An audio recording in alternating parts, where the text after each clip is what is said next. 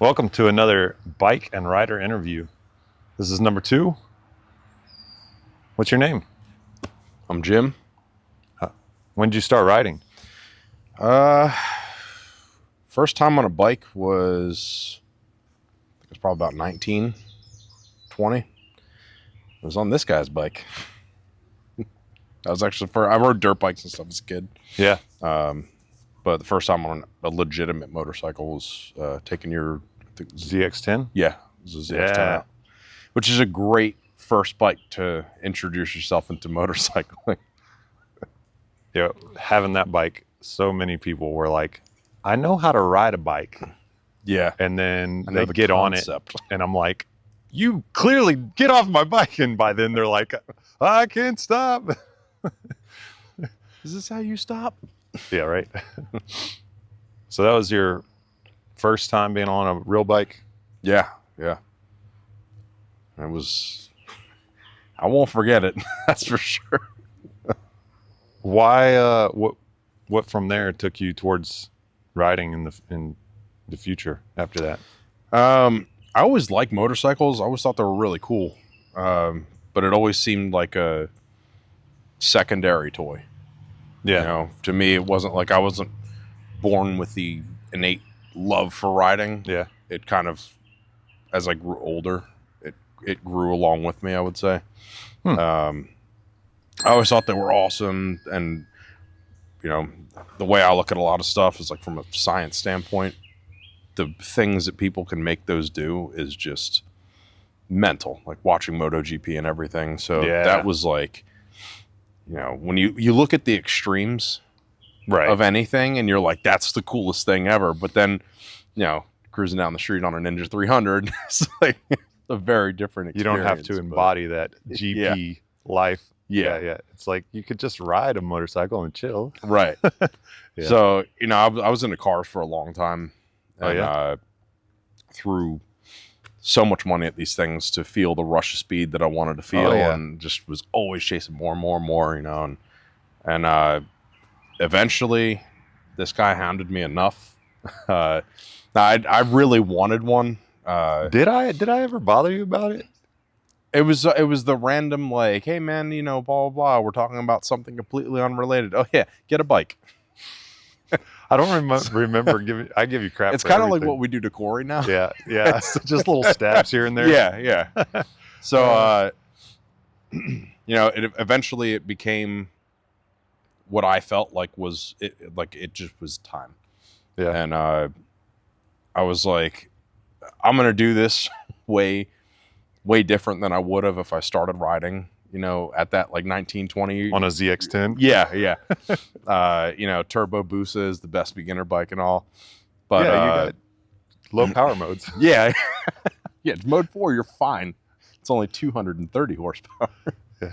But so I wanted to get into it, but I wanted to do it responsibly. You know, by the time I had bought my first bike, I already had 3 kids and everything, and I was well established in life. So I was like, it's time. I'm not going to make an insane decision and get something, you know, just for bragging rights to be able to go as fast as humanly possible. Yeah. So I actually started out, was it 2020? I bought a Kawasaki Versus 300 or X300. Mm-hmm. Super slow, but probably the most practical bike I've ever owned. Yeah. It was like a little Swiss Army knife, man. It would really do just about anything. But that was the first leap into motorcycling that I took. Did that feel like what you thought it was going to feel like? It felt as slow as I thought it would feel. Okay. But you know, it was still 2 wheels. Yeah. Right. And the thrill of you know, I'm not really worried about straight line speed. You know, just the bikes that I have are competing with some of the fastest sports cars in the world, you know, not hyper cars, but yeah. You know, you're talking 3 seconds 0 to 60 is insane for a car. Yeah. And my bikes are very average powered and they're hitting that. So you can get all the speed you want, but the feeling is completely different when you're on 2 wheels, leaning into a corner, feeling the wind, smelling and hearing all the stuff around you. Oh yeah. Fully exposed in the world, you know? Uh-huh. And yeah, I've built a track car in the past. I've modified a lot of my cars to have fun going around corners. But even though you can go faster around corners in a car most of the time than you can on a bike, the feeling is, it feels like you're literally riding a rocket. Even on a 300? I mean, you could still corner fast enough. Yeah. Oh yeah. You can still have a ton of fun. Even on small bikes. It usually, the tighter, twistier roads were better because I didn't need the power. Once the road straightened up. So I'd imagine something like even Tail of the Dragon would have been great on the Versus. Yeah. So that just taught me how to handle a bike well enough with terrible suspension, terrible brakes, compared to what I'm riding now. Yeah. And I think learning with that lower quality, like the lower quality components on that bike, it really made me appreciate like how careful you have to be.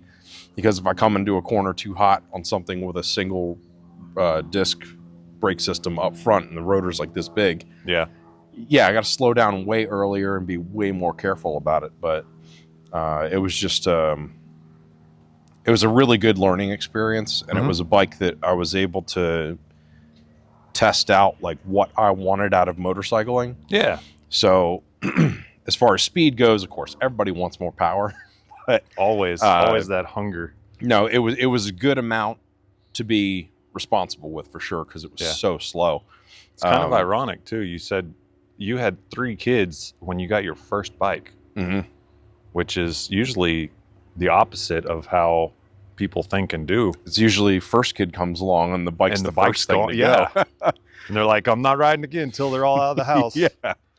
And that, to me, that's like missing out on the best years of motorcycling, because you're established enough to have the machines that you want, do what you want on them, go to the places you want to go. And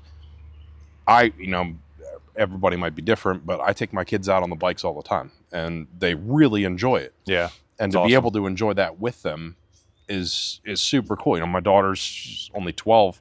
She's already asking like, so you can teach me how to ride? Like, yeah.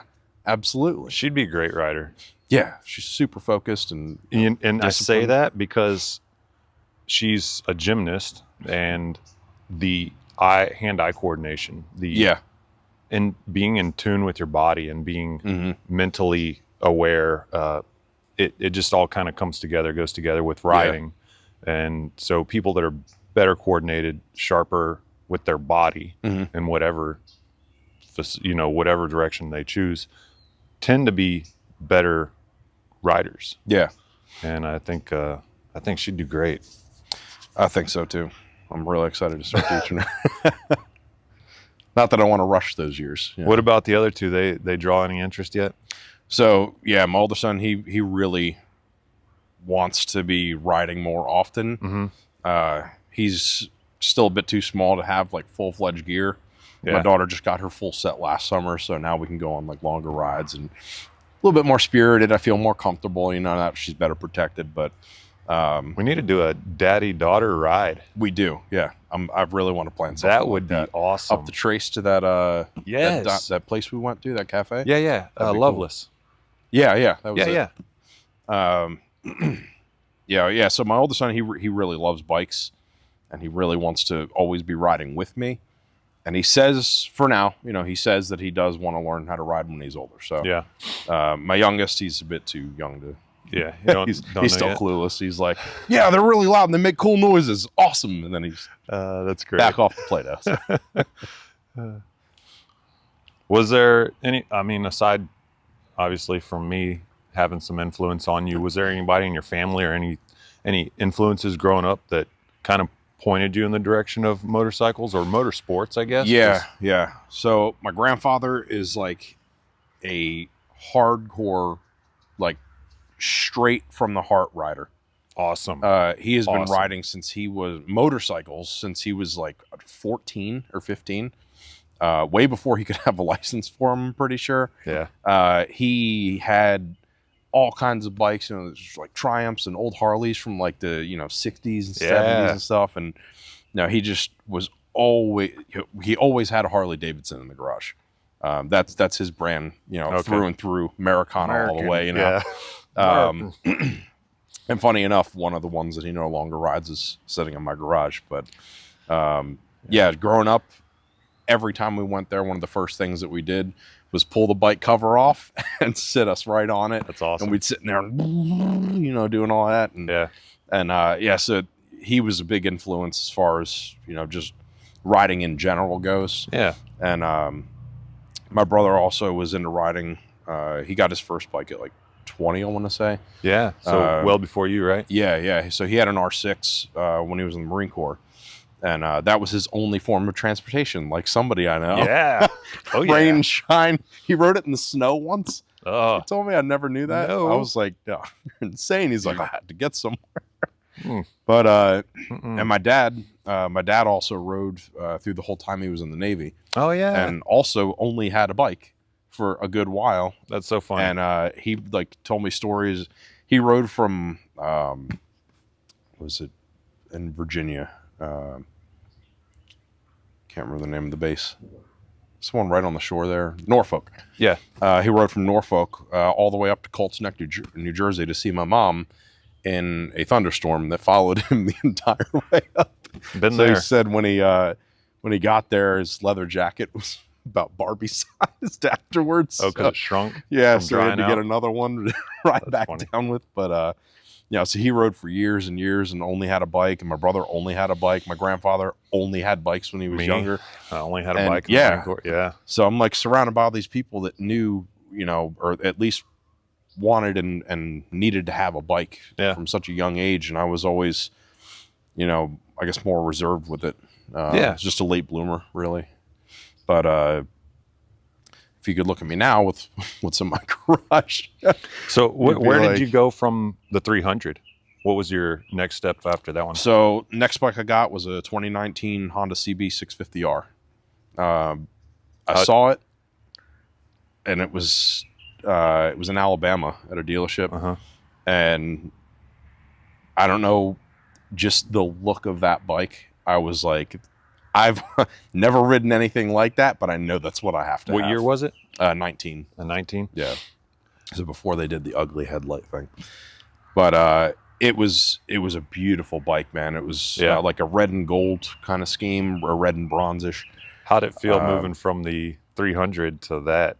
So it was like 94 horse compared to like the 37 that I had before. Yeah. Lawnmower engine. And it was an inline 4. It was a screamer, and the Versus was a parallel. So that getting used to not having any power down low was kind of strange, because the Versus, for as gutless as it was, like as soon as you hit the gas, it's starting to pick up. That parallel was pretty quick to rev. But the Honda, I rode it and I was like, wow, 94 horsepower. This does not seem like 94 horsepower, And I took it out on the test ride, and before I even rode it, the guy wheels it out, and I'm like, this is like the sexiest thing I've ever seen on two wheels. I love it.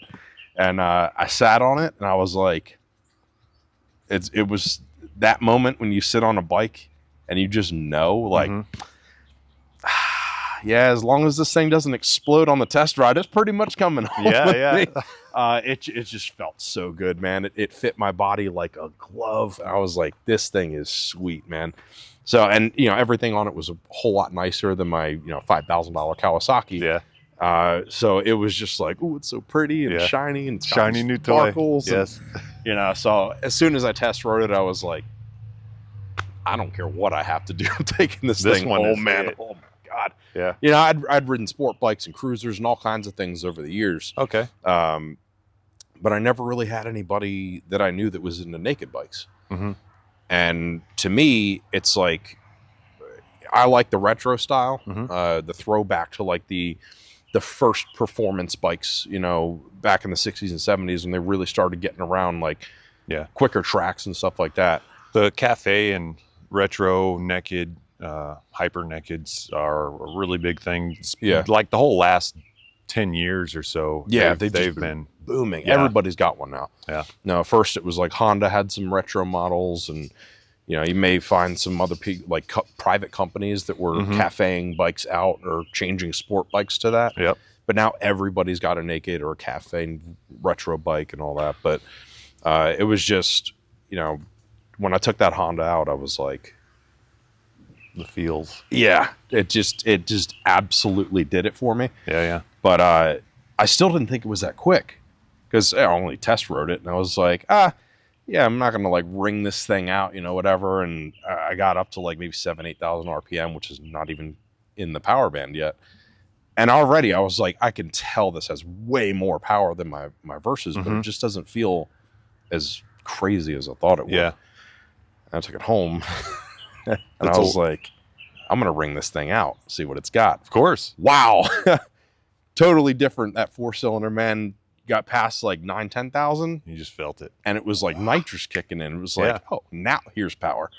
And then I was like, this was plenty of a step up for me, you know? Like, this thing's quick. And just that bike, I think, will always have like a place in my heart because it was just, it felt like me. So that's what I was thinking is where does that fit in now? Because I don't see it in your garage. Right. So you don't have it, but do you still have that feel for it? And or has that feel been pushed into a new platform? I still, once in a while, I'll miss the Screamer. Yeah. That top end rush that you get. Yeah. It's just a really cool feeling. Practically, I like what I have now better. But the look of that bike and the feel of it, it's still basically number one, but there's other reasons that it's no longer in the stable, and what's here is. So what bike do you have now that holds that spot? So now I have a 2023 XSR 900 from Yamaha. Okay. And shout out. It was basically everything that I wanted out of the Honda. Okay. But didn't get.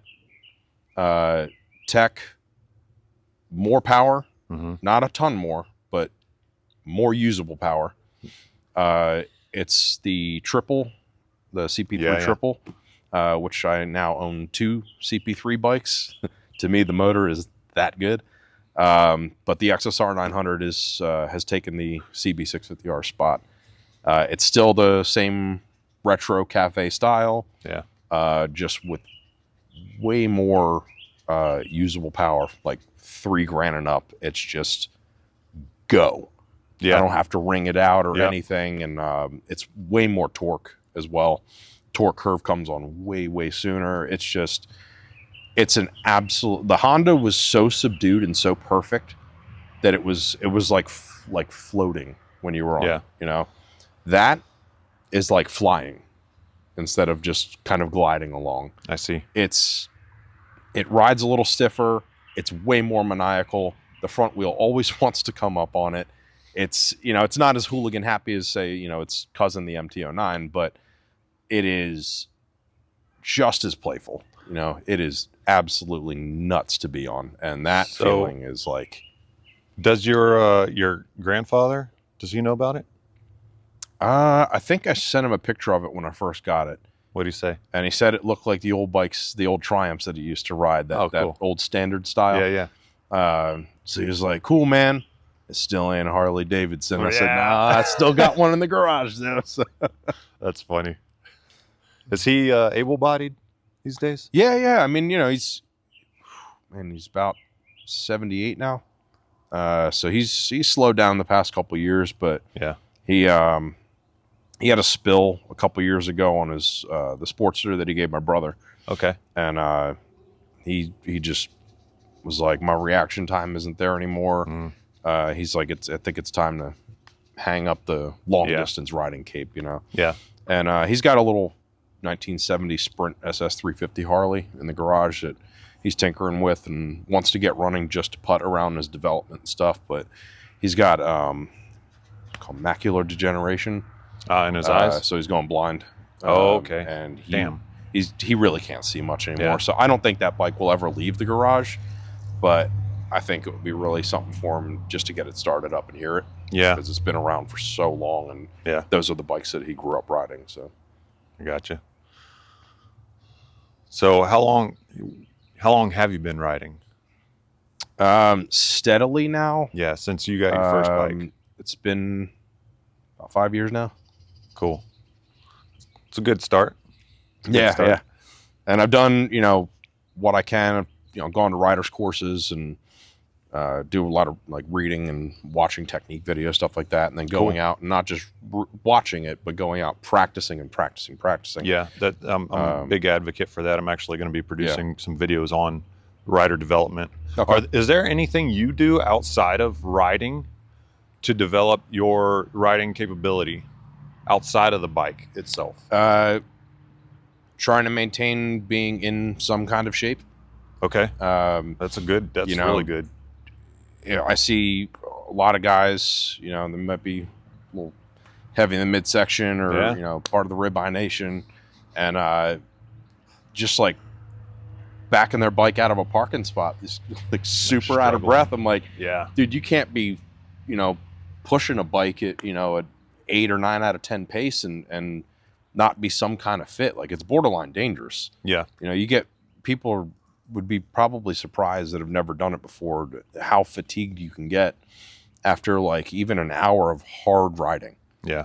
And, so trying to stay in shape, my hand-eye coordination usually stays pretty good. Just, I play the drums. Oh, fantastic. I'm a mechanic, and I'm always having to like pay attention to detail. So, and riding, past couple months, not so much every day anymore. I have a short commute, so if it's raining, throwing on all the gear is kind of a pain. But just trying to keep my mind sharp and not let my senses dull. And even when I'm driving now, I'm so much more alert than when I first started riding.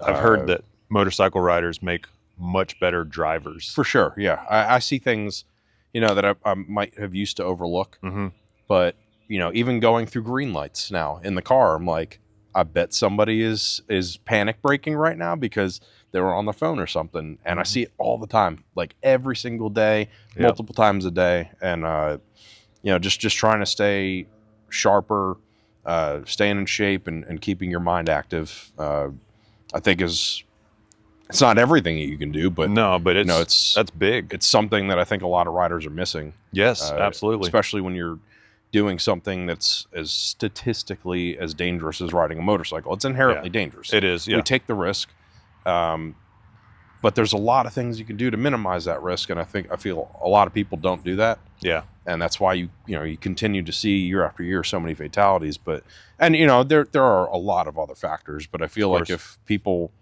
took themselves more seriously and took their riding more seriously instead of just like trying to be cool and badass or whatever. I think it would help probably keep a lot more people alive, or at least out of hospitals. Yeah.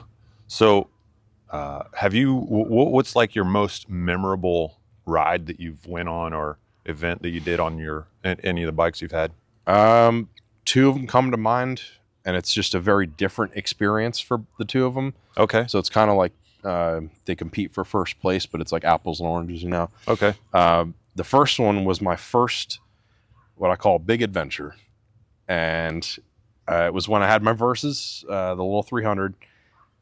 And I had this idea in my head that I was going to ride from New Jersey to Houston, Texas. I can't remember why I wanted to do that. Oh, you were there.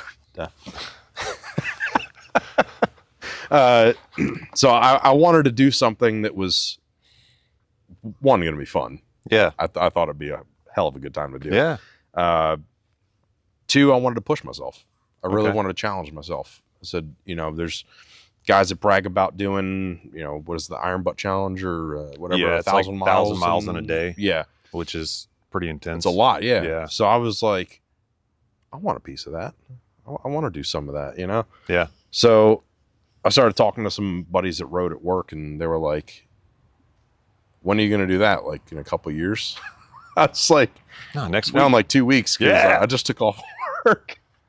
They're like, on 300? I'm like, yeah, dude. They're like, dude, how far is that? I'm like, it's like 3,500 miles round trip. God. And they're like, dude, that you can't do that on a 300. And I said, now I want to do it even more. Because you're telling me I can't? Because, you know, I'm going to make this the little bike that could. Yeah. So I loaded that thing up like you could not believe, dude. I mean, you remember when I pulled out, I had a huge duffel bag, like a wet or a dry bag, this big on the back with bags stacked on top, tank bag, another tail bag behind that one. It was just ludicrously overpacked for what that bike was. I remember when you pulled up and like got off the bike and you're like,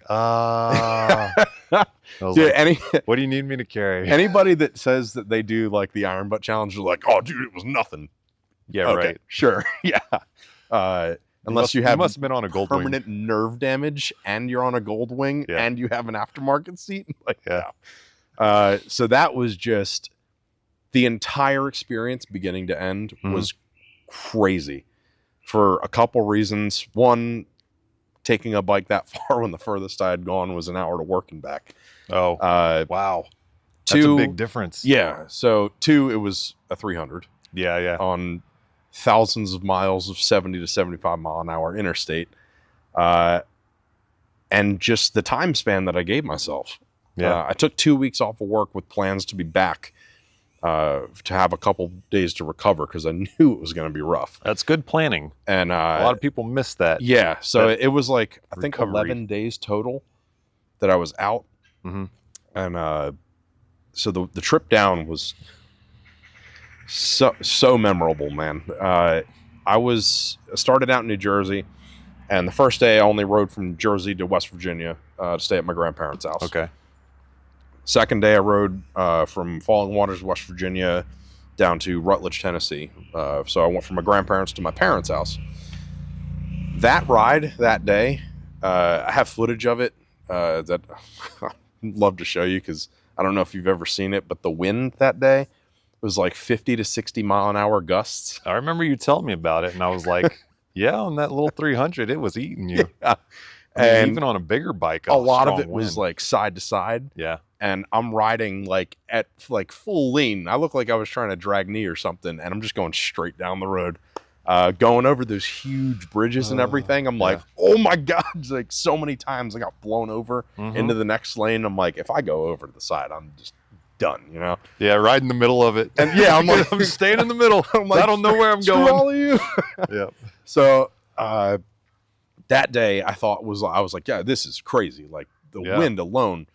And plus it was going through a lot of mountains. So this 300 just trying to just maintain speed up these hills, you know? And like being pinned in fourth gear and still losing speed is crazy.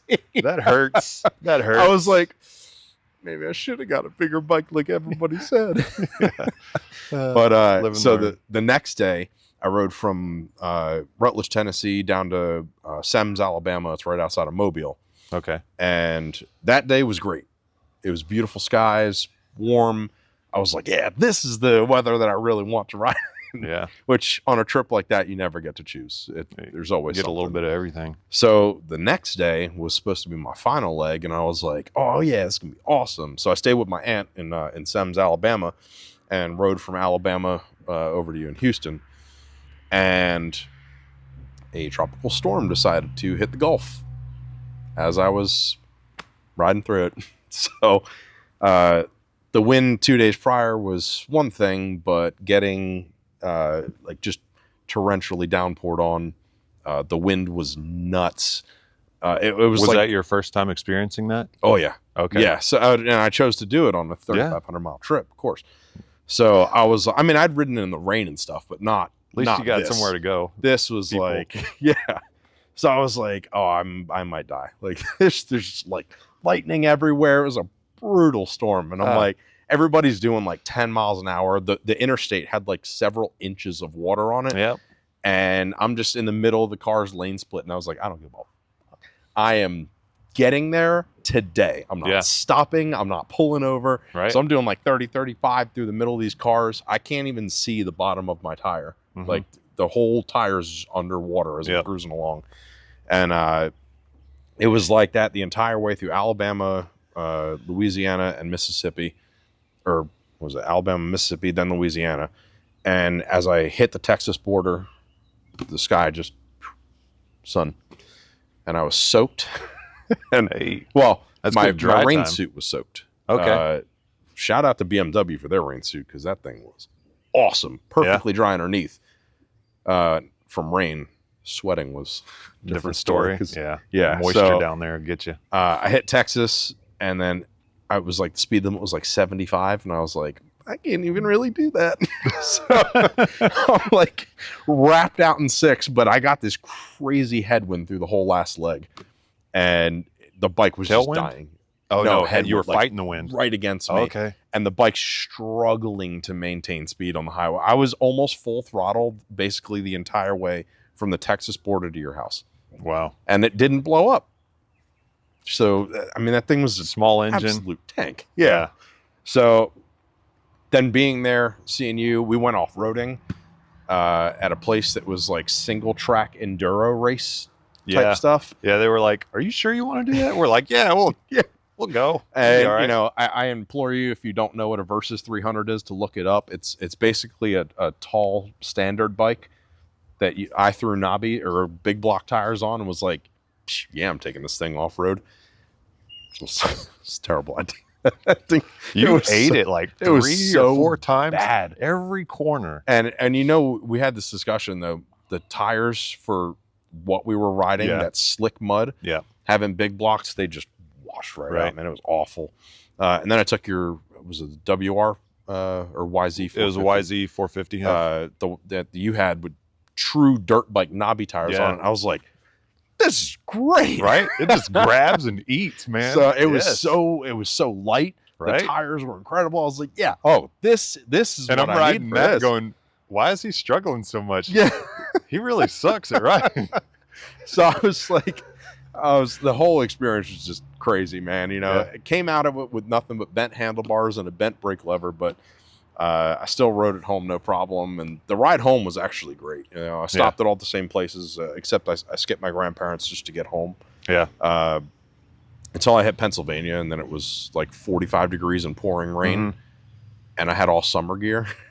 So I was freezing underneath that rain suit, man. It was awful, but that whole experience, I won't forget a single part of it. Like, especially being down there with you, it was just getting when your neighbor give us a bike to take out. Yeah, he let me borrow the police, right?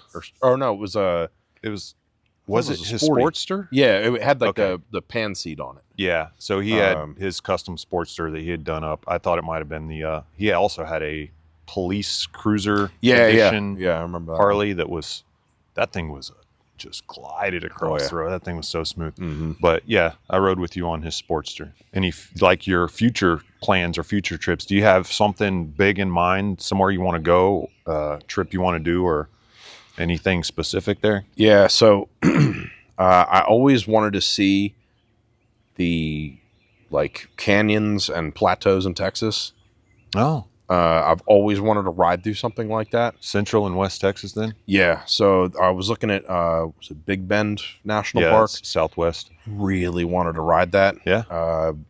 I was going to try and do it this year, but started working before I could.